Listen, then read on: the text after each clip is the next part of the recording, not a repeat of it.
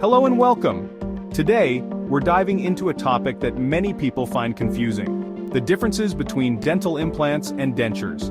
By the end of this video, you'll have a clearer understanding of which option might be best for you. Let's start with a bit of history. Dentures have been around for centuries, providing a solution for missing teeth long before modern dentistry.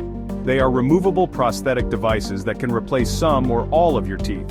On the other hand, dental implants are a more recent innovation, offering a permanent solution by anchoring artificial teeth directly into the jawbone.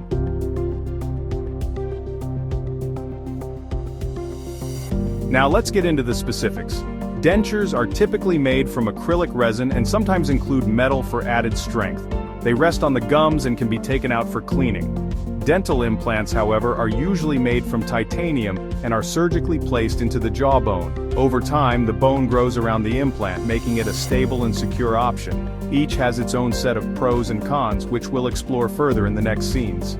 So, at this point you're probably wondering which option is truly the best for you. Well, it really depends on your individual needs, lifestyle, and budget. Dental implants offer a more permanent solution and can help maintain jawbone health. On the other hand, dentures are less invasive and can be more affordable.